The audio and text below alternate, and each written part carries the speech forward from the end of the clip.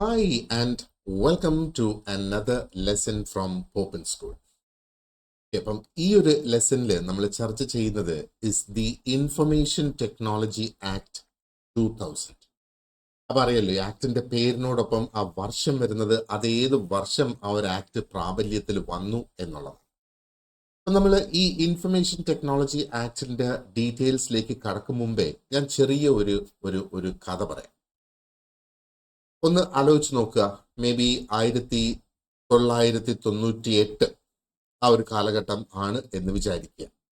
നിങ്ങൾ നിങ്ങളുടെ ഓഫീസിലേക്ക് കടന്നു കയറുന്നു, അല്ലെ നടന്നു ചെല്ലുന്നു, അല്ലെങ്കിൽ വീട്ടിൽ തന്നെ ആകട്ടെ, ലെറ്റ് സേ ഓഫീസിലേക്ക് പോകുന്നു.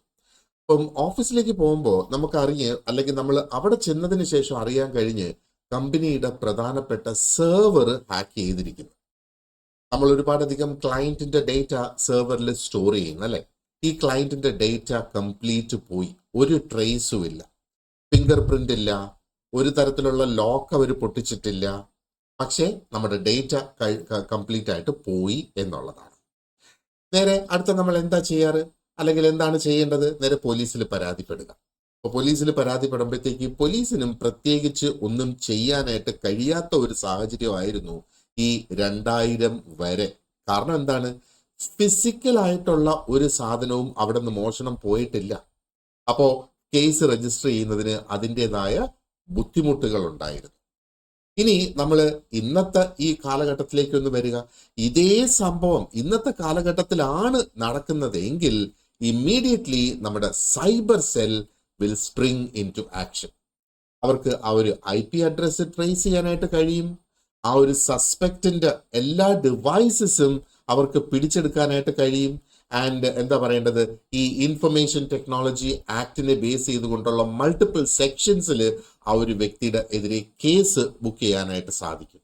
അപ്പൊ ഡേറ്റ തെഫ്റ്റ് അവിടെ ഒരു പ്രശ്നമായിട്ട് വരുന്നത്. ഡേറ്റ എന്ന് പറയുന്നത് നമുക്ക് കാണാനോ തൊടാനോ ഒന്നും കഴിയുന്ന ഒരു സംഗതി അല്ല അല്ലേ.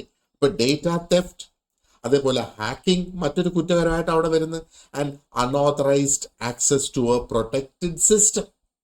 നമ്മൾ ഓഫീസിലൊക്കെ ഉപയോഗിക്കുന്ന നമ്മുടെ ലാപ്ടോപ്സിനെയാണ്, അല്ലെങ്കിൽ കമ്പ്യൂട്ടേഴ്സ് ആണ് സിസ്റ്റംസ് എന്ന് പറയുന്നത്. ആ സിസ്റ്റത്തിലേക്ക് ഒരു അൺഓതറൈസ്ഡ് ആയിട്ടുള്ള ആക്സസ്. അപ്പൊ ശരിക്കും പറഞ്ഞാൽ ഒരു പൂട്ട് കുത്തി തുറന്ന് ഒരു ഓഫീസിനുള്ളിലേക്ക് അല്ലെങ്കിൽ ഒരു കടയ്ക്കുള്ളിലേക്ക് കടക്കുന്നതിന് സമാനമായ ഒരു അന്തരീക്ഷം. അപ്പോൾ ഈ ഒരു മാറ്റമാണ് നമ്മുടെ രാജ്യത്ത് ഈ ഇൻഫർമേഷൻ ടെക്നോളജി ആക്ട് അല്ലെങ്കിൽ IT ആക്ട് 2000 എന്ന് നമ്മൾ പറയുകയും ചെയ്യും അത് കൊണ്ടുവന്നിട്ടുള്ളത് അല്ലെ. അപ്പൊ IT ആക്ട് ഇല്ലായിരുന്നുവെങ്കിൽ ഈ സൈബർ ക്രിമിനൽസ് എന്ന് പറയുന്നത് പ്രേതങ്ങളെ പോലെ ഇങ്ങനെ അലിഞ്ഞു നടക്കും. എന്നാൽ ഇപ്പോ ആ പ്രേതത്തിനെ പുറത്തു കൊണ്ടുവരാനും ജയിലിൽ അടയ്ക്കാനും പോലീസിന് കഴിയും എന്നുള്ളതാണ്. ഓക്കെ, അപ്പൊ എന്താണ് ഇതിന്റെ ആ ഒരു ഹിസ്റ്റോറിക്കൽ ബാക്ക്ഗ്രൗണ്ട്, എങ്ങനെയാണ് ഇതെല്ലാം തുടങ്ങിയത് എന്ന് നമുക്ക് ആദ്യം ഒന്ന് മനസ്സിലാക്കാം, ആ ഒരു ആക്ടിന്റെ ഡീറ്റെയിൽസിലേക്ക് കടക്കുന്നതിന് മുന്നേ. ഓക്കെ, അപ്പോ ഈ ഒരു IT ആക്ട് 2000 എന്ന് പറയുന്നത് തന്നെയാണ് ഇന്ത്യയിലെ ആദ്യത്തെ കോംപ്രിഹെൻസീവ് ആയിട്ടുള്ള സൈബർ ലോ. അതാണ് ഇൻഫർമേഷൻ ടെക്നോളജി ആക്ട് 2000 എന്ന് പറയുന്നത്. അപ്പൊ കോംപ്രിഹെൻസീവ് ലോ എന്നുള്ളത് നമ്മൾ ഉദ്ദേശിക്കുന്നത് എന്തുകൊണ്ടാണ്? കാരണം ഒരുപാടധികം സംഗതികൾ ഇതിനകത്ത് അടങ്ങിയിട്ടുണ്ട് എന്നുള്ളതാണ്. ഒന്ന്, റെഗുലേറ്റ് ചെയ്യാനായിട്ട് സാധിക്കുന്നു, അതേപോലെ ലീഗൽ റെക്കഗ്നിഷൻ കൊടുക്കാനായിട്ട് സാധിക്കുന്നു ആ ഒരു ഇലക്ട്രോണിക് കോമേഴ്സിന്. ഈ ഒരു ആക്ട് ഇല്ലായിരുന്നെങ്കിൽ നമ്മുടെ മൊബൈൽ ബാങ്കിങ്ങും ഒക്കെ എന്താ പറയേണ്ടത്, ഒരു ഫ്രോഡ് സംഭവിച്ചാൽ അത് വലിയ ബുദ്ധിമുട്ടാണ് അത് അന്വേഷിക്കുന്നത്. ഇലക്ട്രോണിക് ഗുഡ്സിനെ റിലേറ്റ് ചെയ്ത് ഒരു കേസ് വരുമ്പോഴത്തേക്ക് അത് അന്വേഷിക്കുന്നത് വളരെയധികം ബുദ്ധിമുട്ടായിട്ട് വരും.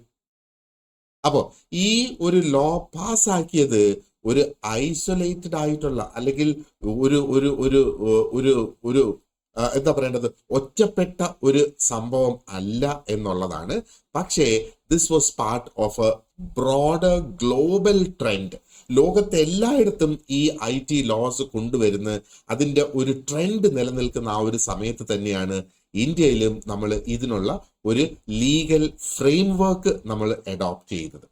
അതുകൊണ്ടാണ് നമുക്ക് digital communication, digital storage, digital transactions ഒക്കെ നമുക്ക് പോസിബിൾ ആകുന്നത്. ഇനി എങ്ങനെയാണ് ഈ ഒരു ആക്ടിന്റെ ഒരു ഇൻസ്പിറേഷൻ, അല്ലെങ്കിൽ ഏത് മോഡൽ ആക്ടിനെ ബേസ് ചെയ്തുകൊണ്ടാണ് നമ്മൾ ഇത് നോക്കുകയാണെങ്കിൽ, the inspiration was from the model law on electronic commerce. ഈ model law of electronic commerce എന്ന് പറയുന്നത് ശരിക്കും എന്താ പറയേണ്ടത്, അത് ആദ്യം അഡോപ്റ്റ് ചെയ്തത് യുണൈറ്റഡ് നേഷൻസ് ആണ്. United Nations commission on international trade law, അവരാണ് ഈ ഒരു model law on electronic commerce കൊണ്ടുവന്നത്. ആ ഒരു ലോ 1996 അവർ കൊണ്ടുവന്നു. ആൻഡ് എന്താ പറയേണ്ടത്, അതിനെ ബേസ് ചെയ്ത് അതിന്റെ ചുവട് പിടിച്ചാണ് നമുക്ക് നമ്മുടെ നാഷണൽ ലോസ്, നമ്മുടെ രാജ്യത്തുള്ള ലോസ്, ആ ഒരു ഇ കോമേഴ്സിനായിരുന്നാലും ക്രോസ് ബോർഡർ ഡിജിറ്റൽ ട്രേഡിനായിരുന്നാലും നമുക്കത് സാധ്യമായത്. യുണൈറ്റഡ് നേഷൻസിന്റെ ജനറൽ അസംബ്ലി ആക്ച്വലി ഈ ഒരു ലോ അഡോപ്റ്റ് ചെയ്ത്, അതായത് മോഡൽ ലോ ത്രൂ റെസൊല്യൂഷൻ, ആ ഒരു റെസൊല്യൂഷന്റെ നമ്പർ ഇതാണ്. ഇത് ഒന്നും എന്താ പറയേണ്ടത്, നമ്മൾ ഈ നമ്പർ ഒന്നും ഓർത്ത് വെക്കേണ്ട കാര്യമില്ല, പക്ഷെ ഈ ഒരു ഡേറ്റ് ഒന്ന് ഓർത്ത് വെച്ചേക്കുന്നത് നന്നായിരിക്കും. ഓക്കെ, അപ്പൊ എപ്പോഴാണ് യുണൈറ്റഡ് നേഷൻസ് ഈ ഒരു മോഡൽ ലോ പുറപ്പെടുവിച്ചത്? ജനുവരി 30, 1997.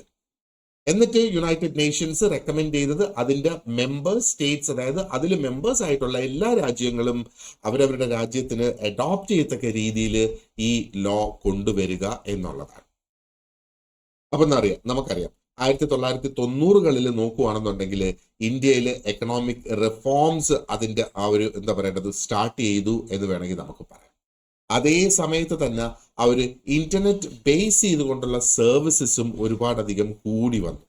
അപ്പൊ അങ്ങനെ നോക്കിയപ്പോഴത്തേക്ക് വളരെ ഏർജന്റ് ആയിട്ട് നമുക്ക് ഇതിനെ നിയന്ത്രിക്കുന്ന നിയമങ്ങൾ അല്ലെങ്കിൽ ഒരു ലെജിസ്ലേറ്റീവ് ഫ്രെയിം വർക്ക് നമുക്ക് ആവശ്യമായിട്ട് വന്നു. എങ്കിൽ മാത്രമേ നിയമസാധുത ഉണ്ടാവുകയുള്ളൂ ഈ ഇലക്ട്രോണിക് കോമേഴ്സ് അല്ലെങ്കിൽ ഇലക്ട്രോണിക് എന്താ പറയുന്നത് ട്രാൻസാക്ഷൻസിനെ നമ്മൾ നോക്കുകയാണെങ്കിൽ. അപ്പോ ട്രഡീഷണൽ ആയിട്ട് നമുക്കുണ്ടായിരുന്ന ലോസ് നമ്മൾ നോക്കുകയാണെന്നുണ്ടെങ്കിൽ അതിന്റെ ആ ഒരു റിലയൻസ് അത് കംപ്ലീറ്റ്ലി ഡിപ്പെൻഡ് ചെയ്തിരുന്നത് ഓൺ പേപ്പർ ബേസ്ഡ് ഡോക്യുമെന്റേഷനിലാണ്. അതായത് ഒരു കോടതിയിൽ അത് തെളിവായിട്ട് അംഗീകരിക്കണമെങ്കിൽ കടലാസ് ഉണ്ടാകണം, ഒരു എഗ്രിമെന്റ് പേപ്പറിൽ സൈൻ ചെയ്തതുണ്ടാകണം, ഒരു ഇമെയിൽ അയച്ചത് ആ ഒരു കാലഘട്ടത്തിൽ ഒരു നിയമത്തിന് ഒരു എന്താ പറയേണ്ടത് ഒരു പ്രൂഫായിട്ട് അത് കണക്കാക്കാനായിട്ട് കഴിഞ്ഞില്ലായിരുന്നു എന്നുള്ളതാണ്.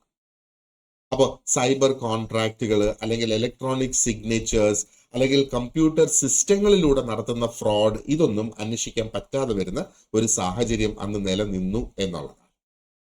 ഓക്കെ, അപ്പോൾ this is a quick introduction to the historical background എന്നാണ്.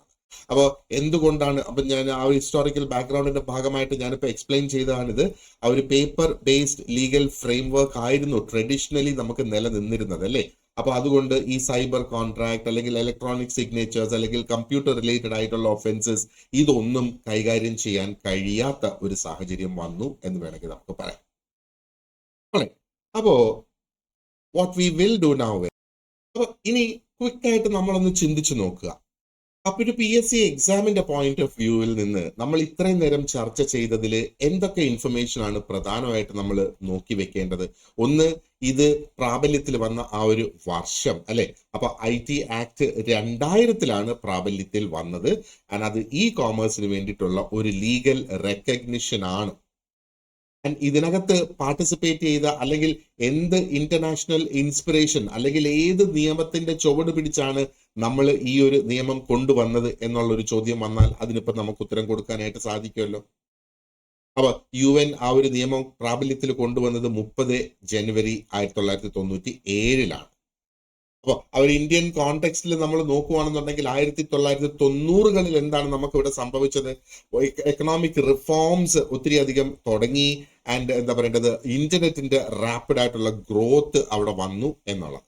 And at the same time നമ്മൾ ഈ പറഞ്ഞതുപോലെ ഒരു എക്സിസ്റ്റിംഗ് ആയിട്ടുള്ള നമ്മുടെ ട്രഡീഷണൽ ലോയില് അല്ലെങ്കിൽ പ്രീ എക്സിസ്റ്റിംഗ് ലോയിൽ ഒരു ഗ്യാപ്പ് ഉണ്ടായിരുന്നു. കാരണം നമ്മുടെ എക്സിസ്റ്റിംഗ് ലോസ് എല്ലാം പേപ്പർ ഡോക്യുമെന്റേഷൻ ആവശ്യമായിട്ടുള്ള ഒരു സംഗതി ആയിരുന്നു. അതായത് ഒരു കേസ് വന്നാൽ പ്രൂഫായിട്ട് കണക്ക് ആക്കുന്നതിന്. അപ്പൊ അങ്ങനെ വരുമ്പം അത് സൈബർ കോൺട്രാക്ട് പോലെയുള്ള സംഗതികളെ ഒന്നും അവിടെ കോടതിയിൽ ചാലഞ്ച് ചെയ്യാൻ പറ്റാത്ത ഒരു സിറ്റുവേഷൻ വന്നു. അപ്പൊ ഇതിനെ ബേസ് ചെയ്ത് ഡയറക്റ്റ് നോളജ് ക്വസ്റ്റ്യൻസ് നമുക്ക് വരാം. അതിന്റെ ഇയർ, അതിന്റെ ഒറിജിൻ, ഏത് മോഡൽ ലോയെ ബേസ് ചെയ്താണ് ഇത് വന്നിരിക്കുന്നത്, അങ്ങനെയുള്ള ചോദ്യങ്ങൾ നമ്മൾ ഇതിൽ നിന്ന് പ്രതീക്ഷിക്കുക. അതൊക്കെയാണ് നമ്മുടെ എന്താ പറയേണ്ടത് പ്രധാനപ്പെട്ട ഇൻഫർമേഷൻ നമ്മൾ ഈ ഒരു സ്ലൈഡിൽ ചർച്ച ചെയ്തത് അല്ലെങ്കിൽ ഇത്രയും നേരം ചർച്ച ചെയ്തത്. ഇനി നമുക്ക് നോക്കാം എന്താണ് ഈ ഒരു IT ആക്ടിന്റെ ആവശ്യകത ആൻഡ് എന്താണ് അതിന്റെ ഒബ്ജക്റ്റീവ്സ് എന്നുള്ളത് നമുക്ക് ക്വിക്ക് ആയിട്ടൊന്ന് നോക്കാം. അപ്പോ മൾട്ടിപ്പിൾ ഫങ്ഷൻസ് ആണ് ഈ ഒരു IT ആക്ടിന് ബേസ് ചെയ്ത് അല്ലെങ്കിൽ അതിനെ ബേസ് ചെയ്ത് മെയിൻ ആയിട്ടുള്ളത്. ആദ്യം നമ്മൾ ലീഗൽ റെക്കഗ്നിഷൻ വരും. ലീഗൽ റെക്കഗ്നിഷൻ എന്ന് പറയുന്നത് എന്താണ്? ഇലക്ട്രോണിക് റെക്കോർഡ്സ്, ഡിജിറ്റൽ സിഗ്നേച്ചേഴ്സ്, ഇതിനൊക്കെ ഒരു തുല്യ വാലിഡിറ്റി കിട്ടുന്ന പേപ്പർ ബേസ്ഡ് ഡോക്യുമെന്റ്സിന് സമാനമായ തുല്യമായ ഒരു വാലിഡിറ്റി അതിനും വരുന്നത്. അങ്ങനെ ഒരു ലീഗൽ റെക്കഗ്നിഷൻ കൊണ്ടുവരുന്നത് ഈ ഒരു ആക്ടിലൂടെയാണ്. ആൻഡ് ഈ ഗവേണൻസിനെ സാധൂകരിക്കുന്നു എന്ന് വേണമെങ്കിൽ നമുക്ക് പറയാം. അപ്പൊ ഗവൺമെന്റ് ഏജൻസീസിന് ഈ ഫയലിങ്സ് അംഗീകരിക്കുക, അത് ഇലക്ട്രോണിക്കലി ഡെലിവർ ചെയ്യുക, അതിനൊക്കെ സാധ്യമാകുന്നത് ഈ ഒരു നിയമം ഉള്ളത് കൊണ്ടാണ്.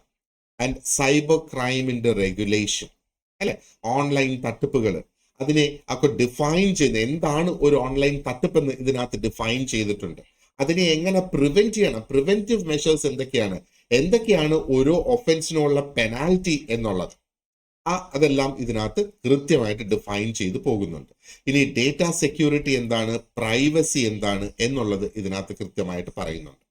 അതേപോലെ നമ്മൾ നോക്കുകയാണെന്നുണ്ടെങ്കിൽ ആ ഒരു ഇന്റർനാഷണൽ സ്റ്റാൻഡേർഡ്സിന് കിഴപിടിക്കുന്ന തരത്തിലുള്ള ഒരു നിയമം തന്നെയാണ് ഇന്ത്യൻ സൈബർ ലോസ് എന്ന് പറയുന്നത്. കാരണം എന്താ പറയേണ്ടത്, നമ്മൾ ഓൾറെഡി ഈ ഒരു മോഡൽ പ്രിൻസിപ്പിൾസിനെ ബേസ് ചെയ്ത് തന്നെയാണ് ഇന്ത്യയിൽ ഈ ഒരു സൈബർ ലോ നമ്മൾ കൊണ്ടുവന്നിട്ടുള്ളത്. ഓക്കെ, അപ്പോ ഇവിടെ നമ്മൾ നോക്കുമ്പോഴത്തേക്ക് എന്താണ് ഈ ഒരു ആക്ടിന്റെ പ്രധാന ഒബ്ജക്റ്റീവ് എന്നുള്ളത് നമുക്കൊരു ചോദ്യമായിട്ട് നമ്മുടെ മുന്നിൽ ഒരു പക്ഷേ വരാം. ഒന്ന്, നമുക്ക് ലീഗൽ റെക്കഗ്നിഷൻ വേണം, ഗവേണൻസ് ഉണ്ടായിരിക്കണം, സൈബർ ക്രൈമിനെ കൺട്രോൾ ചെയ്യാനായിട്ട് കഴിയണം, ഡേറ്റ പ്രൈവസി ഉണ്ടാകണം, ആൻഡ് ആ ഒരു ഗ്ലോബൽ അലൈൻമെന്റ്. ഇതാണ് ഈ ഒരു നിയമത്തിന്റെ പ്രധാനപ്പെട്ട ഒബ്ജക്റ്റീവ്സ് എന്നുള്ളത് കൊണ്ട് ഉദ്ദേശിക്കുന്നത്. അതൊരു ചോദ്യമായിട്ട് വരാം. അപ്പൊ ഇവിടെയും ആ ഒരു ഡയറക്റ്റ് ഒബ്ജക്റ്റീവ് ടൈപ്പ് ക്വസ്റ്റ്യൻ നമുക്ക് ഇവിടെ വരാം. അല്ലെങ്കിൽ ഇതിന്റെ ഫങ്ഷൻസിനെ മാച്ച് ചെയ്യത്തക്ക രീതിയിൽ കാണിക്കുന്ന ക്വസ്റ്റ്യൻസും നമുക്ക് ഇതിനകത്ത് വരാം. ഇനി ഒരു ആപ്ലിക്കേഷൻ ബേസ്ഡ് ക്വസ്റ്റ്യനും നമുക്ക് ഒരുപക്ഷെ ഇതിനകത്ത് വരാം. അപ്പൊ അങ്ങനെ നോക്കുമ്പോഴത്തേക്ക് അവര് ഒരു സിനാരിയോ നമുക്ക് തരുന്നു, ഒരു സൈബർ ക്രൈമിന്റെ ഒരു സിനാരിയോ അവിടെ തരുന്നു, എന്നിട്ട് ഇതിന്റെ ഏത് ഒബ്ജക്റ്റീവ് അതിൽ അപ്ലൈ ചെയ്യുന്നു എന്ന് ചോദിക്കാം. അങ്ങനെയുള്ള ചോദ്യങ്ങളൊക്കെ നമുക്ക് ഇതിനകത്ത് വരാം. ഓക്കെ, അപ്പം ഇനി നമുക്ക് നോക്കേണ്ടത് ഇതിന്റെ ആ ഒരു ലെജിസ്ലേറ്റീവ് ജേർണി, എങ്ങനെയാണ് ഇതൊരു നിയമം ആയത് എന്നുള്ളതാണ് നമ്മളിവിടെ ഈ നോക്കുന്നത്. ഇപ്പം ഇന്ത്യൻ പാർലമെന്റിൽ ഇത് ആദ്യമായിട്ട് ഇൻട്രൊഡ്യൂസ് ചെയ്തത് 1999 അതിനുശേഷം അത് മെയ് 2000 അതൊരു നിയമമായി പാസ്സാക്കപ്പെട്ടത്. ഇപ്പം പ്രസിഡന്റിന്റെ ആ ഒരു അസെന്റ് ഇതിന് കിട്ടിയത് വാസ് ഓൺ 9 ജൂൺ 2000 എന്നുള്ളത്. ആൻഡ് എപ്പോഴാണ് ഇത് നിലവിൽ വന്നത്? ഒക്ടോബർ 17, 2000. അപ്പോ ഒക്ടോബർ 17, 2000 അതാണ് ഇത് നിലവിൽ വന്ന ഡേറ്റ്, അതായത് എൻഫോഴ്സ്മെന്റ് നടന്ന ആ ഒരു ഡേറ്റ് എന്ന് പറയുന്നത്. അപ്പോൾ ഒറിജിനൽ ആക്ടിൽ നമ്മൾ നോക്കുകയാണെന്നുണ്ടെങ്കിൽ 94 സെക്ഷൻസ് ഉണ്ടായിരുന്നു. ഈ 94 സെക്ഷൻസ് 13 ചാപ്റ്റേഴ്സിലായിട്ടാണ് ഈ 94 സെക്ഷൻസിൽ ഉണ്ടായിരുന്നത്.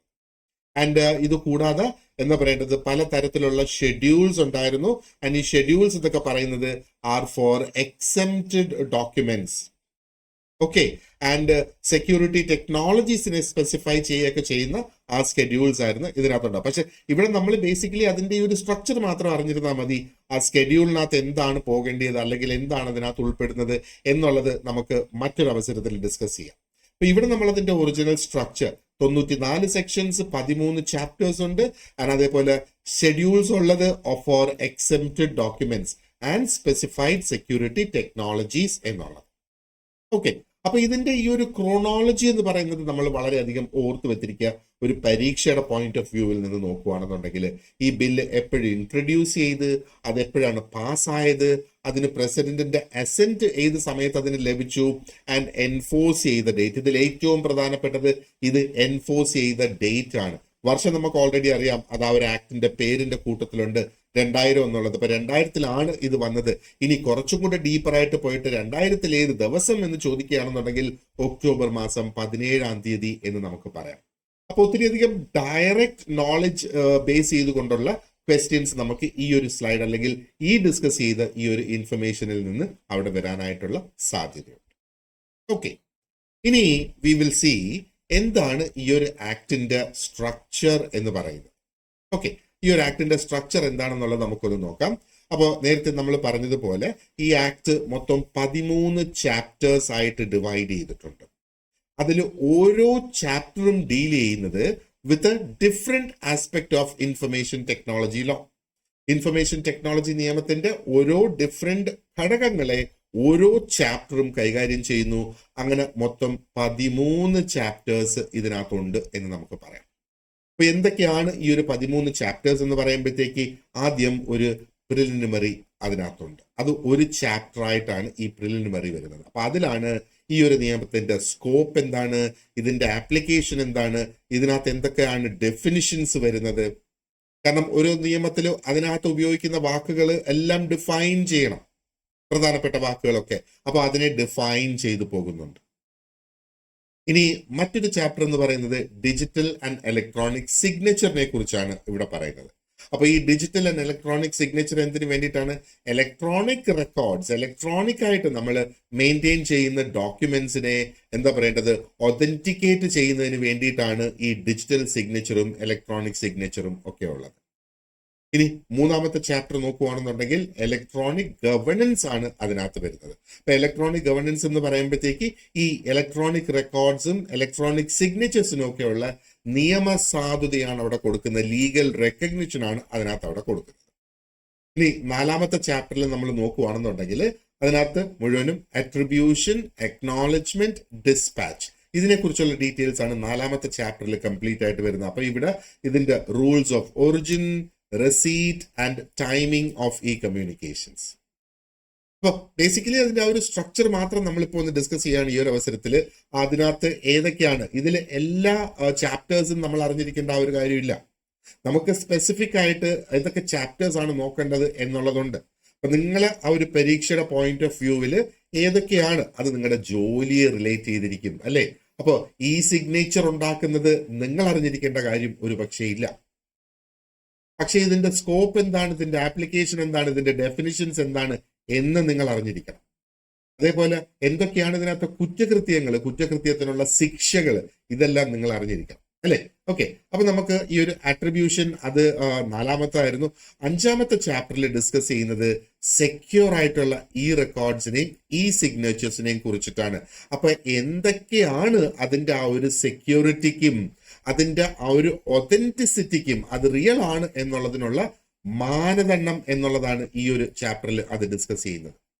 ഇനി അടുത്തത് എന്താ പറയുന്നത്, അടുത്ത ചാപ്റ്റർ എന്ന് പറയുന്നത് റെഗുലേഷൻ ഓഫ് സർട്ടിഫൈയിങ് അതോറിറ്റീസ്. അപ്പോ ആറാമത്തെ ചാപ്റ്റർ സർട്ടിഫൈയിങ് അതോറിറ്റീസിനെ കൺട്രോൾ ചെയ്യുന്നതിനുള്ള റെഗുലേഷൻ ആണ് ആറാമത്തെ ചാപ്റ്ററിൽ കൊണ്ടുവരുന്നത്. അപ്പൊ ഇതിനകത്ത് ലൈസൻസിങ് വരുന്നു, ഡ്യൂട്ടീസ് വരുന്നു, ഓവർസൈറ്റ്സ് ഇതിനകത്ത് വരുന്നു. ഓവർസൈറ്റ് എന്ന് പറഞ്ഞാൽ അവിടെ ഒരു മിസ്റ്റേക്ക് സംഭവിക്കുന്നതാണ് ഓവർസൈറ്റ് എന്ന് പറയുന്നത്. ഇനി അടുത്തത് ഏഴാമത്തെ നമുക്ക് നോക്കാനുള്ളത് ഇ സിഗ്നേച്ചർ സർട്ടിഫിക്കറ്റ്സ് ആണ്. അത് ഇഷ്യൂ ചെയ്യുന്നതിനെ കുറിച്ച്, അത് സസ്പെൻഡ് ചെയ്യുന്നതിനെ കുറിച്ച് ആൻഡ് അതിനെ റെവോക്കേറ്റ് ചെയ്യുന്നതിനെ കുറിച്ച് ഒക്കെയാണ് ഈ ഒരു ഏഴാമത്തെ ഇലക്ട്രോണിക് സിഗ്നേച്ചർ സർട്ടിഫിക്കറ്റ്സിന്റെ ചാപ്റ്ററിൽ ഡിസ്കസ് ചെയ്യുന്നത്. എട്ടാമത്തെ ചാപ്റ്റർ എന്ന് പറയുന്നത് ഡ്യൂട്ടീസ് ഓഫ് സബ്സ്ക്രൈബേഴ്സ് ആണ്. അപ്പോൾ ഈ സർട്ടിഫിക്കറ്റ് ഹോൾഡേഴ്സ്, ഡിജിറ്റൽ സർട്ടിഫിക്കറ്റ് ഹോൾഡേഴ്സിന്റെ ഡ്യൂട്ടീസ് എന്തൊക്കെയാണ്, കാരണം ഇതിനെ സേഫ് ഗാർഡ് ചെയ്യേണ്ടത് ഒരു ഡ്യൂട്ടി അവരുടേതും കൂടിയാണ് അല്ലേ. സോറി. ഇനി ഒമ്പതാമത്തെ എന്ന് പറയുന്നത് ഇതുമായിട്ട് ബന്ധപ്പെട്ട പെനാൽറ്റി, കോമ്പൻസേഷൻ, അഡ്ജുഡിക്കേഷൻ. അപ്പോൾ സിവിൽ പെനാൽറ്റീസും എന്തൊക്കെയാണ് അതിന്റെ അഡ്ജുഡിക്കേഷൻ പ്രക്രിയ അല്ലെങ്കിൽ പ്രോസസ് എന്നുള്ളതാണ് ഒമ്പതാമത്തെ ചാപ്റ്ററിൽ. പത്താമത്തത് ഇതിന്റെ അപ്പീലറ്റ് ട്രിബ്യൂണലിനെ കുറിച്ചുള്ള ചാപ്റ്റർ ആണ്. അപ്പൊ എന്താണ്, നമ്മളിപ്പം ഒരു കോടതിയിൽ നിന്ന് അതിന് നമുക്കൊരു വിധി വന്നതിനകത്ത് സന്തുഷ്ടനല്ല എങ്കിൽ അതിനെ എങ്ങനെ അപ്പീൽ ചെയ്യാം, അല്ലെങ്കിൽ അതിന് മേലെ കോടതിയിൽ എങ്ങനെ പോകാം എന്നുള്ളതിന്റെ പ്രോസസ്സാണ് ഇവിടെ ഈ പറഞ്ഞിരിക്കുന്നത്. അതേപോലെ 11 ഒഫൻസസ് ആണ്. നിങ്ങൾ വളരെയധികം പ്രധാനപ്പെട്ട ഒരു ചാപ്റ്ററാണ് 11ാമത്തെ ചാപ്റ്റർ. അപ്പൊ അതിൽ എന്തൊക്കെയാണ് സൈബർ ക്രൈംസ് ആൻഡ് എന്തൊക്കെയാണ് അതിന്റെ പണിഷ്മെന്റ്സ് എന്നുള്ളത്. ആൻഡ് 12ാമത്തെ ചാപ്റ്ററിൽ intermediary not to be available in certain cases എന്നുള്ളതാണ്. അപ്പോൾ അതായത് ഇന്റർമീഡിയറി ലയബിലിറ്റി എക്സെപ്ഷൻസ് എന്നാണ്, സേഫ് ഹാർബർ പ്രൊവിഷൻസ് എന്നുള്ളതാണ്. അപ്പൊ intermediaries not to be available in certain cases. അപ്പൊ അതെന്താണെന്നുള്ളത് നമ്മൾ ആ ഒരു സെക്ഷൻ നമുക്ക് ഡിസ്കസ് ചെയ്യേണ്ടതായിട്ട് വരുവാണെന്നുണ്ടെങ്കിൽ അതിനകത്ത് നമുക്ക് ഡീറ്റെയിൽഡ് ആയിട്ട് നോക്കാം. ഇനി 13ാമത്തെ ചാപ്റ്ററിൽ മിസ്സലേനിയസ് ഐറ്റംസ് ആണ്. അപ്പൊ അവിടെ residual powers, rule making, protection of good faith actions, അങ്ങനെയുള്ള സംഗതികളാണ് 13ാമത്തെ ചാപ്റ്ററിൽ വരുന്നത്. അപ്പോൾ ടോട്ടൽ 13 ചാപ്റ്റേഴ്സ് ഉണ്ടല്ലേ. ഒരു പക്ഷെ നമുക്കൊരു ചോദ്യം ഇതിനകത്തുനിന്ന് കിട്ടാം, ഈ ചാപ്റ്റർ നമ്പറിൽ ഇന്ന ചാപ്റ്ററിൽ എന്ത് ഇൻഫർമേഷൻ ആണ് വന്നേക്കുന്നത്, അപ്പോ ഏത് ചാപ്റ്ററിൽ ഏത് ഇൻഫർമേഷൻ വരുന്നു എന്നുള്ളതിന്റെ ഒരു ജനറൽ ഐഡിയ നമുക്കുണ്ടായിരിക്കണം. അതാണ് നമ്മൾ ഇവിടെ ഇപ്പൊ ഈ ഡിസ്കസ് ചെയ്തത്. അപ്പൊ ചാപ്റ്റർ നമ്പേഴ്സും ആ ചാപ്റ്ററിൽ എന്തൊക്കെയുണ്ട് എന്നുള്ളതിന്റെ പേരുകൾ, ടോട്ടൽ എത്ര ചാപ്റ്റേഴ്സ് ഉണ്ടെന്ന് ചോദിച്ചാൽ 13 ചാപ്റ്റേഴ്സ് അതിനകത്തുണ്ട് എന്നുള്ളത്. ഇനി സ്പെഷ്യൽ ആയിട്ടുള്ള ആ ഒരു ഫോക്കസ് ഏരിയാസ് നമുക്ക് നോക്കേണ്ടതായിട്ടുണ്ട്. ഫോക്കസ് ഏരിയാസ് എന്ന് പറയുമ്പോഴത്തേക്ക് ഏത് ചാപ്റ്റർ ഏതുമായിട്ട് ഡീൽ ചെയ്യുന്നത്. ഇപ്പൊ ഒരു പക്ഷെ നമ്മളോട് ചോദ്യം വരുവാണ്, ഒഫൻസസ് ഏത് ചാപ്റ്ററിനകത്താണ് ഡീൽ ചെയ്യുന്നത്. അപ്പൊ 11ാമത്തെ ചാപ്റ്ററിലാണ് ഒഫൻസസിന്റെ കാര്യം മെൻഷൻ ചെയ്തിട്ടുള്ളത് എന്ന് പറയാം. അപ്പൊ നമുക്ക് ഇവിടെ എന്താ പറയേണ്ടത്, ഡയറക്റ്റ് നോളജ് അസസ് ചെയ്യുന്ന ടൈപ്പ് ഓഫ് ക്വസ്റ്റ്യൻസ് വരാം. ഇതിനകത്തുനിന്ന് ഒരുപാട് മാച്ചിങ് ഇൻഫർമേഷന്റെ ക്വസ്റ്റ്യൻസ് വരാം. സ്റ്റേറ്റ്മെന്റ് ടൈപ്പ് ക്വസ്റ്റ്യൻസ് നമുക്ക് വരാം. ഓക്കെ, അപ്പൊ ഈ ഒരു ഒഫൻസസിന്റെ ഒക്കെ ഒരു പ്രയോറിറ്റി നോക്കിയിട്ട് എന്താ പറയേണ്ടത്, അതായത് ചാപ്റ്റർ 11 നമുക്ക് കൃത്യമായിട്ട് കവർ ചെയ്യേണ്ട ഒരു ചാപ്റ്റർ ആണ്. കാരണം അതിനകത്ത് സൈബർ ക്രൈമും ഒഫൻസസും ഒക്കെയാണ് അതിനകത്ത് പറഞ്ഞു പോകുന്നത്. അതേപോലെ എന്താ പറയേണ്ടത്, സെക്ഷൻ 43 ആൻഡ് 43A, അത് ഒന്ന് unauthorised access and data protection അതിനകത്ത് വരുന്നുണ്ട്. ആൻഡ് ഡാമേജ്, കമ്പ്യൂട്ടറിനും ഡേറ്റയ്ക്കും ഒക്കെ ഡാമേജ് കൊണ്ടുവരുന്നു. കാരണം this is the basis for crime അല്ലെങ്കിൽ ക്രിമിനൽ ചാർജസ് എന്ന് വേണമെങ്കിൽ നമുക്ക് പറയാം അല്ലെ. ഇനി ഇതിനകത്തുള്ള സെക്ഷൻ 79 വളരെ പ്രധാനപ്പെട്ടതാണ്. അതാണ് ഈ ഇന്റർമീഡിയറി ലയബിലിറ്റി എന്ന് പറയുന്നത്. അപ്പൊ ഡേറ്റ റിക്വസ്റ്റ് ചെയ്യുന്ന വ്യക്തികൾക്ക് അതിനകത്തുനിന്ന് ഇൻഫർമേഷൻ മാറ്റുന്നതിന് വേണ്ടിയിട്ട് അതിനെയൊക്കെ സാധൂകരിക്കുന്ന നിയമങ്ങളാണ് അത്. സെക്ഷൻ 69, 69A, 69B ഒക്കെ നമ്മൾ നോക്കുകയാണെന്നുണ്ടെങ്കിൽ അതിനകത്തൊക്കെ ഇന്റർസെപ്ഷൻ, ബ്ലോക്കിംഗ്, മോണിറ്ററിംഗ് പവേഴ്സ് ഒക്കെയാണ് അതിനകത്ത് കൊടുക്കുന്നത്. ഇത് ബേസിക്കലി ഈ ഒരു സെക്ഷൻ സൈബർ ഇന്റലിജൻസിനും ആ ഒരു നാഷണൽ സെക്യൂരിറ്റിക്ക് വേണ്ടിയും ഉള്ള സെക്ഷൻസ് ആണെന്ന് വേണമെങ്കിൽ നമുക്ക് പറയാം. അതേപോലെ എവിഡൻസ് ആക്ട് 65A, എവിഡൻസ് ആക്ടിലെ 65Aയും 65Bയും നമ്മൾ ഈ ഒരു ആക്ടിനോട് അനുബന്ധിച്ച് നമ്മൾ പഠിക്കേണ്ടതാണ്. അപ്പോൾ ഒരു എന്താ പറയേണ്ടത്, ഈ ഒരു പരീക്ഷയ്ക്ക് വേണ്ടി വളരെ പ്രധാനപ്പെട്ട സംഗതികളാണ് നമ്മൾ ഇപ്പം ഇവിടെ ഈ ഡിസ്കസ് ചെയ്ത് പോയത്. അപ്പൊ നിങ്ങളുടെ പരീക്ഷയ്ക്ക് ചില ചാപ്റ്റേഴ്സ്, ചില സെക്ഷൻസ് ഈ ഒരു ഇൻഫർമേഷൻ ടെക്നോളജി ആക്ടിൻ്റെത് വളരെ പ്രധാനപ്പെട്ടതാണ്. കാരണം അത് ഡയറക്റ്റ് ആയിട്ട് സൈബർ ഒഫൻസസുമായിട്ട് ഇൻവെസ്റ്റിഗേഷന് ഉള്ള ഒരു ഉദ്യോഗസ്ഥനുള്ള പവേഴ്സ് ഒക്കെ ആയിട്ട് ആൻഡ് ആ ഒരു ഇലക്ട്രോണിക് എവിഡൻസ് എങ്ങനെയൊക്കെ നമുക്ക് അത് അക്സെപ്റ്റ് ചെയ്യാം, എന്നിട്ട് ആ ഒരു ഇന്റർമീഡിയറീസ്, ആ ഒരു അതിനകത്ത് ഉൾപ്പെട്ടിട്ടുള്ള പാർട്ടീസിന്റെ കംപ്ലയൻസ്, അവർ ഈ നിയമം അനുസരിച്ച് മുമ്പോട്ട് പോകുന്നുണ്ടോ എന്നൊക്കെയുള്ള കാര്യങ്ങൾ ചെക്ക് ചെയ്യുകയും ചെയ്യാം എന്നുള്ളതാണ്. അപ്പൊ ഇതിൽ ഏതൊക്കെ സെക്ഷൻസ് ആണ് നമ്മൾ സ്പെസിഫിക് ആയിട്ട് നോക്കേണ്ടത് എന്നുള്ളത് ഞാൻ ഡീറ്റെയിൽഡ് ആയിട്ട് നിങ്ങളുടെ നോട്ട്സിൽ കൊടുത്തിട്ടുണ്ട്. ആൻഡ് അതായിരിക്കും നമ്മൾ ഇനി മുന്നോട്ട് അങ്ങോട്ട് ചർച്ച ചെയ്ത് പോവുക എന്നാണ്. വളരെ പെട്ടെന്ന് നമുക്ക് ചാപ്റ്റർ 11 നമുക്കൊന്ന് സ്റ്റാർട്ട് ചെയ്യാം. അപ്പൊ ചാപ്റ്റർ 11 ഒഫൻസസ് ആണ് കംപ്ലീറ്റ് അതിനകത്ത് വരുന്നത്. അപ്പൊ ഈ ഒരു ചാപ്റ്റർ എന്തുകൊണ്ട് പ്രധാനപ്പെട്ടതാകുന്നു എന്ന് നോക്കുകയാണെന്നുണ്ടെങ്കിൽ it defines what constitutes a cyber crime. ഒരു സൈബർ ക്രൈം എന്ന് പറയുമ്പോഴത്തേക്ക് എന്തൊക്കെ ഒരു വ്യക്തി ചെയ്യുമ്പോഴാണ് അതൊരു സൈബർ ക്രൈം ആകുന്നത് അണ്ടർ ഇന്ത്യൻ ലോ, ആൻഡ് അതിനോടനുബന്ധിച്ചുള്ള പണിഷ്മെന്റ്സ് എന്തൊക്കെയാണ് എന്നുള്ളത്. ഒരു പോലീസ് ഓഫീസർ എന്ന നിലയിൽ ആ ഒരു ഉദ്യോഗസ്ഥൻ വളരെയധികം വെൽ വേഴ്സ്ഡ് ആയിരിക്കണം ഈ സെക്ഷൻസിൽ. എങ്കിൽ മാത്രമാണ് അവർക്ക് ഒഫൻസസ് ഐഡന്റിഫൈ ചെയ്യാനായിട്ട് കഴിയുക, ചാർജസ് ഫ്രെയിം ചെയ്യാനായിട്ട് കഴിയുക, ഇൻവെസ്റ്റിഗേഷൻസ് നടത്തി മുന്നോട്ട് കൊണ്ടുപോകാനായിട്ട് സാധിക്കുക. ഓക്കെ, അപ്പൊ എന്തൊക്കെയാണ് ഇതിനകത്തെ സെക്ഷൻസ് എന്ന് നമുക്ക് നോക്കാം. ഈ സെക്ഷൻ വൈസ് നമ്മൾ നോക്കുന്നത് വളരെയധികം പ്രധാനപ്പെട്ടതാണ്. കാരണം ചോദ്യത്തില് ഇന്ന സെക്ഷനിൽ എന്താണ് പറഞ്ഞിട്ടുള്ളത് എന്നുള്ളത് വരാം. ഇനി അതില്ലെങ്കിൽ ആ ഒരു സെക്ഷനിൽ പറഞ്ഞിരിക്കുന്ന കാര്യം അവിടെ പറയും. ഈ പറഞ്ഞിരിക്കുന്ന സംഗതി അല്ലെങ്കിൽ ഈ ഒരു സിറ്റുവേഷൻ ഏത് സെക്ഷനിൽ പറഞ്ഞിരിക്കുന്നു, ഇങ്ങനെയൊക്കെ മാറിയും തിരിഞ്ഞ് നമുക്ക് ചോദ്യം വരാം എന്നുള്ളതാണ്. അപ്പോൾ സെക്ഷൻ 65 അത് ഇതിനകത്തുള്ള ഒരു സെക്ഷനാണ്. അത് നമ്മൾ നോക്കുകയാണെങ്കിൽ tampering with computer source documents. അപ്പോൾ കമ്പ്യൂട്ടർ സോഴ്സ് ഡോക്യുമെന്റ്സ് എന്ന് പറയുമ്പോഴത്തേക്ക് എന്താണ്, ആ ഒരു കമ്പ്യൂട്ടറിനകത്ത് അതിന്റെ പ്രവർത്തനത്തിന് വേണ്ടിയിട്ടുള്ള ഡോക്യുമെന്റ്സ് ആണ് കമ്പ്യൂട്ടർ സോഴ്സ് ഡോക്യുമെന്റ്സ് എന്ന് പറയുന്നത്. അപ്പോൾ നമുക്ക് പറയാം ഓൾട്ടറിങ് അല്ലെങ്കിൽ ഡിസ്ട്രോയിങ്, ആ ഒരു കമ്പ്യൂട്ടറിന് പ്രവർത്തിക്കാൻ വേണ്ടിയിട്ടുള്ള സോഴ്സ് കോഡിനെ ഡിസ്ട്രോയ് ചെയ്യുന്നു അല്ലെങ്കിൽ അതിനെ ഓൾട്ടർ ചെയ്യുന്നു. അതാണ് ഇതിനകത്ത് പറയുന്ന സെക്ഷൻ 65. അപ്പൊ ഇതിനുള്ള പണിഷ്മെന്റ് എന്താണ്? Up to 3 years. കുറ്റം തെളിയിക്കപ്പെട്ടാൽ 3 വർഷം വരെ ജയിലിൽ, അല്ലെങ്കിൽ 2 ലക്ഷം രൂപ ഫൈൻ, അല്ലെങ്കിൽ ഇത് രണ്ടും ഒരുമിച്ച് വരാം എന്നുള്ളത്. ഇനി സെക്ഷൻ 66 നോക്കിയേ. കമ്പ്യൂട്ടർ റിലേറ്റഡ് ആയിട്ടുള്ള ഒഫൻസസ് എന്താണ് ഇവിടെ ഈ പറയുന്നത്. അപ്പോ ഈ സെക്ഷൻ 43 അപ്പോ criminalise acts in section 43 if done. അപ്പൊ ഇതിനകത്ത് സെക്ഷൻ 43 ആണ് നമ്മൾ ഇനി അടുത്ത നോക്കേണ്ടത്. സെക്ഷൻ 43 എന്തൊക്കെ ആക്ടുകളെയാണ് അവിടെ മെൻഷൻ ചെയ്യുന്നത്, അല്ലെങ്കിൽ ഒരു വ്യക്തിക്ക് ചെയ്യാൻ ഒരു കമ്പ്യൂട്ടറിനെ നശിപ്പിക്കുന്നതിന്, അല്ലെങ്കിൽ ആ ഒരു സൈബർ റിലേറ്റഡ് ആയിട്ടുള്ള ഏരിയയിൽ ഒരു വ്യക്തി ചെയ്യാൻ സാധ്യതയുള്ള നിയമപരമല്ലാത്ത കാര്യങ്ങൾ ആണ് അവിടെ ലിസ്റ്റ് ചെയ്തേക്കുന്നത്. അതിന് ഒരു ക്രിമിനൽ സ്വഭാവം കൊടുക്കുന്ന സെക്ഷനാണ് ഇത് എന്ന് പറയുന്നത്, സെക്ഷൻ 66. ഓക്കെ, അപ്പോ ഇതിനകത്ത് ഡിസോണസ്റ്റ് അല്ലെങ്കിൽ ഫ്രോഡ് ഇവിടെ വരാം. ഇപ്പം ഹാക്കിംഗ്, ഡേറ്റ തെഫ്റ്റ്, നമ്മുടെ മൊബൈൽ ഹാക്ക് ചെയ്ത് അതിനകത്ത് നിന്ന് പൈസ പോകുന്നത്, അതെല്ലാം അതാണ് കമ്പ്യൂട്ടർ റിലേറ്റഡ് ഒഫൻസസ് എന്ന് പറയുന്നത്. യെസ്, മൊബൈലിന്റെ ഉപയോഗവും ഇതിനകത്ത് തന്നെ വരും.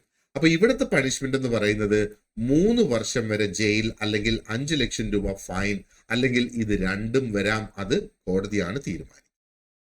ഇനി സെക്ഷൻ 66A, ഒഫെൻസീവ് ആയിട്ടുള്ള മെസ്സേജസ്. ഓക്കെ, പക്ഷെ it was taken down in 2015. 2015 section 66A എടുത്തു കളഞ്ഞു. അത് അൺകോൺസ്റ്റിറ്റ്യൂഷണൽ ആണ് എന്ന് ഡിക്ലെയർ ചെയ്തുകൊണ്ടാണ് അത് എടുത്തു കളഞ്ഞത്. എന്നാലും ഞാൻ ആ ഒരു ഇൻഫർമേഷൻ ഇവിടെ വെച്ചത്, ഏത് സെക്ഷൻ ആണ് ഇതിൽ നിന്ന് 2015 എടുത്തു മാറ്റിയതെന്ന് ചോദിക്കുകയാണെങ്കിൽ അത് സെക്ഷൻ 66A ആണെന്നുള്ളത് നമ്മൾ കൃത്യമായിട്ട് അറിഞ്ഞിരിക്കണം. ഓക്കെ, ആൻഡ് അതേപോലെ സെക്ഷൻ 66B എന്ന് പറയുന്നത് dishonestly receiving stolen computer resources.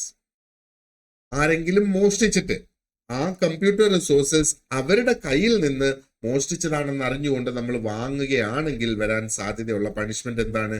ഒന്നുകിൽ 3 വർഷം വരെ ജയിൽ, അല്ലെങ്കിൽ 1 ലക്ഷം രൂപ ഫൈൻ, അല്ലെങ്കിൽ ഇത് രണ്ടും വരാം. Section 66C, identity theft. എന്താണ് ഐഡന്റിറ്റി തെഫ്റ്റ് എന്ന് പറയുന്നത്? ഒരു വ്യക്തി ആ വ്യക്തിയുടേതല്ലാത്ത ഐഡന്റിറ്റി ഉപയോഗിക്കുന്നു. അത് ഒരുപക്ഷെ മറ്റൊരു വ്യക്തിയുടെ സർട്ടിഫിക്കറ്റ്സ് മോഷ്ടിച്ചതാകാം, ഡോക്യുമെന്റ്സ് മോഷ്ടിച്ചതാകാം. എന്നിട്ട് ആ ഒരു വ്യക്തിയാണെന്നുള്ള നിലയിൽ ബാങ്ക് അക്കൗണ്ട് തുറക്കുകയോ അല്ലെങ്കിൽ എന്ത് കാര്യം തന്നെ ആയിക്കോട്ടെ അത് ചെയ്യുന്നത്. അപ്പൊ ഇവിടെ സിഗ്നേച്ചേഴ്സ്, പാസ്വേഡ്, യുണീക്ക് ID, ഇതിന്റെയൊക്കെ ഫ്രോഡുലന്റ് യൂസ് ആണ് ഐഡന്റിറ്റി തെഫ്റ്റിനകത്ത് പ്രധാനമായിട്ട് വരുന്നത്. ഇനി ഇതിന്റെ പണിഷ്മെന്റ് എന്താണ്? 3 വർഷം വരെ ജയിൽ, അല്ലെങ്കിൽ 1 ലക്ഷം രൂപ ഫൈൻ, അല്ലെങ്കിൽ ഇത് രണ്ടും വരെ. ഇനി സെക്ഷൻ 66D. 66Dയിൽ എന്താണ് ശരിക്കും പറഞ്ഞിട്ടുള്ളത്? Cheating by personation. Cheating by personation എന്ന് പറഞ്ഞാൽ എന്താ പറയേണ്ടത്? ഇംപേഴ്സണേറ്റിംഗ് വയ കമ്പ്യൂട്ടർ ടു ചീറ്റ്. അപ്പോ ഒരു വ്യക്തി മറ്റൊരു വ്യക്തിയാണെന്നും പറഞ്ഞു വരുന്നു. അപ്പൊ കമ്പ്യൂട്ടർ ഉപയോഗിച്ച്, അല്ലെങ്കിൽ ഒരു ഇലക്ട്രോണിക് സംവിധാനം ഉപയോഗിച്ചിട്ട് മറ്റൊരു വ്യക്തിയാണ് എന്ന് പറഞ്ഞ് ഒരു വ്യക്തിയെ നമ്മൾ അപ്രോച്ച് ചെയ്ത് ചീറ്റ് ചെയ്യുന്നതാണ് ചീറ്റിംഗ് ബൈ പേഴ്സണേഷൻ. പക്ഷെ അത് കമ്പ്യൂട്ടർ ഉപയോഗിച്ചുകൊണ്ട് ചീറ്റ് ചെയ്യുന്നത്. ഇനി ഇതിന് 3 വർഷം വരെ ജയിൽ വരാം, 1 ലക്ഷം രൂപ ഫൈൻ, അല്ലെങ്കിൽ ഇത് രണ്ടും ഉണ്ടാകും. ഇനി സെക്ഷൻ 66E എന്ന് പറയുന്നത് വയലേഷൻ ഓഫ് പ്രൈവസി. അപ്പൊ എന്താ പറയേണ്ടത്? ക്യാപ്ചറിങ് അല്ലെങ്കിൽ transmitting image of private area without consent. ഇവിടെ പ്രൈവറ്റ് ഏരിയ എന്ന് ഉദ്ദേശിക്കുന്നത് എന്താ പറയേണ്ടത്? എന്ത് പ്രൈവറ്റ് ഏരിയയും ഇതിനകത്ത് വരാം എന്നുള്ളതാണ്. അപ്പൊ ഇതിന് 3 വർഷം വരെ ജയിൽ, 2 ലക്ഷം രൂപ ഫൈൻ, അല്ലെങ്കിൽ ഇത് രണ്ടും അതിനകത്ത് വരും. ഇനി സെക്ഷൻ 66F എന്ന് പറയുന്നത് സൈബർ ടെററിസത്തിന്റെ റിലേറ്റ് ചെയ്തുകൊണ്ടുള്ളതാണ്. അപ്പൊ ഇന്ത്യയുടെ ആ ഒരു യൂണിറ്റിയെ ത്രെറ്റൻ ചെയ്യത്തക്ക രീതിയിലുള്ള എന്തെങ്കിലും മെസ്സേജസ്, അല്ലെങ്കിൽ സെക്യൂരിറ്റിയെ ത്രെറ്റൻ ചെയ്യത്തക്ക രീതിയിൽ, അല്ലെങ്കിൽ സോവറിനിറ്റിയെ ത്രെറ്റൻ ചെയ്യത്തക്ക രീതിയിൽ, ഇനി അതും അല്ലെങ്കിൽ കോസിങ് ഡെത്ത്, ഇഞ്ചുറി, അല്ലെങ്കിൽ എന്തെങ്കിലും തരത്തിലുള്ള സർവീസസ് ഡിസ്റപ്റ്റ് ചെയ്യുന്നത്. അപ്പൊ ഇതിന് ജീവപര്യന്തമാണ് ഇതിന്റെ ശിക്ഷ എന്ന് പറയുന്നത്. വേറെ പ്രത്യേകിച്ച് ഇത് തെളിയിച്ചു കഴിഞ്ഞാൽ ആ വ്യക്തിക്ക് ജീവപര്യന്തം, വേറെ പ്രത്യേകിച്ച് അതിന്റെ ഇടയിൽ ഒന്നുമില്ല. ഇനി section 67 deals with obscene material. അപ്പോൾ സെക്ഷുവൽ കണ്ടന്റ് ആണ് ഈ ഒബ്സീൻ മെറ്റീരിയൽ എന്ന് പറയുന്നത്. അപ്പൊ അത് ആദ്യം ഒരു ഒഫൻസ് ചെയ്യുന്ന, ആദ്യമായിട്ടാണ് ഒരു ഒഫൻസ് ആ ഒരു വ്യക്തിയിൽ പിടിക്കുന്നതെങ്കിൽ 3 വർഷം ജയിൽ, 5 ലക്ഷം രൂപ ഫൈൻ, രണ്ടിലേതെങ്കിലും ഒന്ന് വരാം. ഇനി അതിനുശേഷം റിപ്പീറ്റഡ് ഒഫൻഡർ ആണെങ്കിൽ 5 വർഷം ജയിലിൽ പോകും, 10 ലക്ഷത്തിന്റെ ഫൈനും അവിടെ വരാം. ഇനി section 67A sexually explicit content. ഇതിനകത്ത് ഓരോന്ന് ഒബ്സീൻ മെറ്റീരിയൽ, എന്തൊക്കെ ഒബ്സീൻ മെറ്റീരിയലിൽ വരുന്നു, എന്തൊക്കെ സെക്ഷലി എക്സ്പ്ലിസിറ്റ് കണ്ടന്റിനകത്ത് വരുന്നു, ഇതൊക്കെ നമ്മുടെ ഡെഫിനിഷൻസ് നോക്കുമ്പോഴാണ് നമുക്ക് മനസ്സിലാകുന്നത് എന്താണ് ഇതിന്റെ പരിധിയിൽ വരുന്ന സംഗതികൾ എന്നുള്ളത്. അപ്പം ആദ്യത്തെ കൺവിക്ഷന് 5 വർഷം ജയിലും 10 ലക്ഷം രൂപ ഫൈനുമാണ്. ആൻഡ് സബ്സിക്വന്റ് ആയിട്ടുള്ളത് 7 വർഷം ജയിലും 10 ലക്ഷം രൂപ ഫൈൻ. ഇനി ചൈൽഡ് പോണോഗ്രാഫി, വളരെ വളരെ വലിയൊരു കുറ്റകൃത്യമാണ് ഈ ചൈൽഡ് പോണോഗ്രാഫി എന്ന് പറയുന്നത്. അപ്പൊ ചൈൽഡ് പോണോഗ്രാഫി എന്ന് പറഞ്ഞാൽ ഈ സെക്ഷുവൽ സീൻസിന് വേണ്ടിയിട്ട് കുട്ടികളെ ഉപയോഗിക്കുന്നതാണ് ചൈൽഡ് പോണോഗ്രാഫി എന്ന് പറയുന്നത്. 67B. അപ്പൊ 67A സെയിം പണിഷ്മെന്റ് ആണ്, ഈ പറഞ്ഞിരിക്കുന്ന പണിഷ്മെന്റ് തന്നെയാണ് ചൈൽഡ് പോണോഗ്രാഫിക്കും വരിക. ആൻഡ് എന്താ പറയണ്ടത്, 67C എന്താണ് നോക്കുന്നത്, പ്രിസർവേഷൻ ബൈ ഇന്റർമീഡിയറീസ്. അപ്പോൾ ആ ഒരു ഇന്റർമീഡിയറീസ്, അതിനകത്ത് ബന്ധപ്പെട്ട വ്യക്തികൾ അവര് നിയമം പാലിച്ചില്ല, അല്ലെങ്കിൽ അത് പ്രിസർവ് ചെയ്തില്ല, നിയമം പാലിച്ചില്ല എങ്കിൽ അതിന് വരുന്ന ഫെയിലിയറിന് 3 വർഷം വരെ ജയിലും ഫൈനും അതിനകത്ത് വരാം എന്നുള്ളതാണ് നമ്മൾ മറ്റൊരു സംഗതി മനസ്സിലാക്കേണ്ടത്. അപ്പോൾ ഈ ഒരു പാർട്ട് നമുക്ക് ഇവിടെ വൈൻഡപ്പ് ചെയ്യാം. ഇനി ബാക്കിയുണ്ട് നമുക്ക് ഇതിനകത്ത് സെക്ഷൻസ് നോക്കാനായിട്ട്. ഇത് വളരെ വലിയ ഒരു ആക്ട് തന്നെയാണ്. ഈ ബാക്കി സെക്ഷൻസ് ഒക്കെ നമുക്ക് അടുത്ത ഒരു ക്ലാസ്സിൽ നമുക്ക് ചർച്ച ചെയ്യാം. So thank you very much for watching this video and you have A great day. അപ്പൊ നമ്മൾ ഈ ഒരു പരീക്ഷയ്ക്ക് വേണ്ടിയിട്ട് ഒരു സ്റ്റഡി ഗ്രൂപ്പ് ഫോം ചെയ്തിട്ടുണ്ട് വാട്സാപ്പിൽ. ആ ഒരു ഗ്രൂപ്പിൽ ജോയിൻ ചെയ്യുന്നതിന് വേണ്ടിയിട്ട് ഉള്ള ലിങ്ക് നമ്മൾ ഈ ഒരു വീഡിയോയുടെ ഡിസ്ക്രിപ്ഷൻ ബോക്സിൽ കൊടുത്തിട്ടുണ്ട്. അതേപോലെ നിങ്ങൾക്ക് എക്സാമിനെ കുറിച്ച് എന്തെങ്കിലും അറിയണമെങ്കിലോ കോഴ്സിനെ കുറിച്ച് എന്തെങ്കിലും അറിയണമെങ്കിലോ എന്നെ ഈ ഒരു കാണുന്ന നമ്പറിൽ നിങ്ങൾക്ക് കോൺടാക്ട് ചെയ്യാവുന്നതാണ്. സോ നിങ്ങളുടെ ആ ഒരു DYSP സ്പെഷ്യൽ റിക്രൂട്ട്മെന്റ് എക്സാമിലേക്ക് എല്ലാ ആശംസകളും നേർന്നുകൊണ്ട് ഈ ഒരു വീഡിയോ ഞാൻ നിങ്ങൾക്കായി സമർപ്പിക്കുന്നു. Thank you very much and you have A great day. Thank you.